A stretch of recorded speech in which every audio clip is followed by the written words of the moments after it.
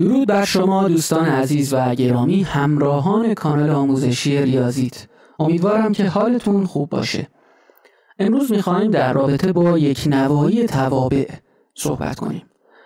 ببینید، به طور کلی ما تابعی رو که صعودی نزولی باشه بهش میگیم یکنوا. حالا اگر اکیداً صعودی یا نزولی باشه بهش میگیم اکیداً یکنوا.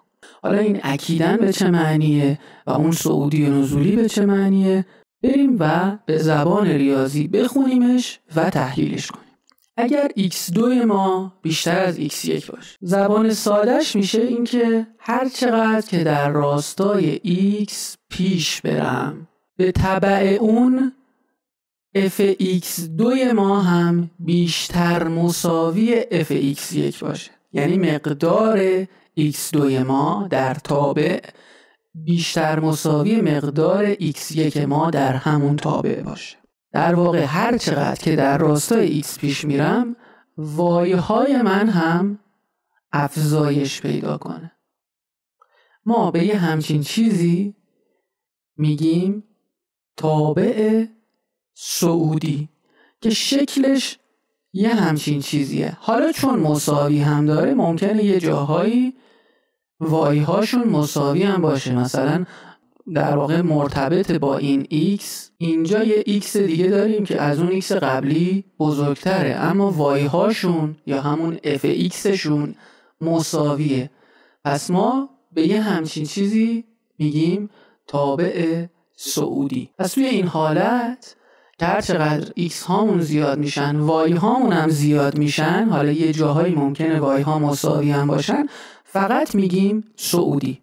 توی این یکی حالت میگیم x هامون زیاد میشن، y هامون اما هر چقدر که داریم پیش میریم کم میشن و اون شرط مساویه هم توی این هم برقراره.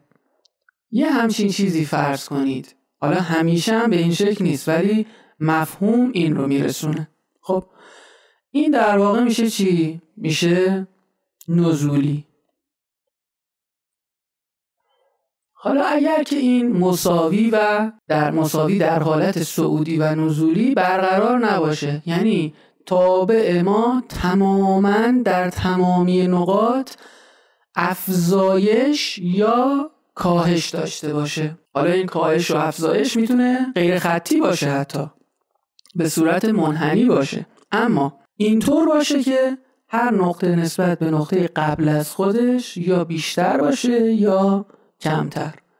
اینو دیگه در واقع تأکید میذاریم روش. پس توی این حالته که مقدار x2 مون بیشتر از مقدار x1 مون هست، میگیم صعودی اکید یا اکیداً صعودی. توی این حالت چهارم دیگه میگیم چی؟ میگیم نزولی اکید یا اکیداً نزولی. حالا اگر ما یه تابعی داشته باشیم که یه جاهایی صعودی بوده، در یک بخشی از بازش صعودی بوده، یه بخش دیگه از بازش نزولی شده، در واقع انگار که تغییر جهت داده باشه اون تابع، تغییر مسیر داده باشه اون تابع، ما دیگه به این نمیتونیم بگیم که یک تابع یکنوا. پس معنی یکنوایی در واقع شامل همین 4 تا مفهومی میشه که ما صحبت کردیم. ما یکنوایی داریم و یکنوایی اکید داریم. غیر از این رو میگیم غیر یکنوا. و اما یه تابعی داریم به اسم تابع ثابت. فرض کنید این تابع ثابت منه، y مساوی است با مثلا یه k یا k.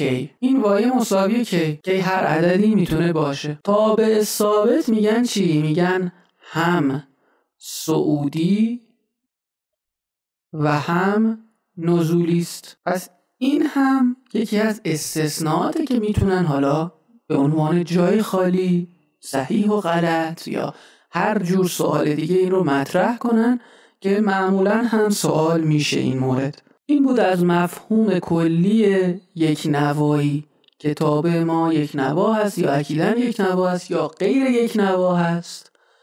و این هم تابع ثابتی که ما گفتیم که هم صعودیه و هم نزولی. به این صورت تعریفش میکنن چون مساویه شاملش شده. و این بود از مفهوم یک نوایی.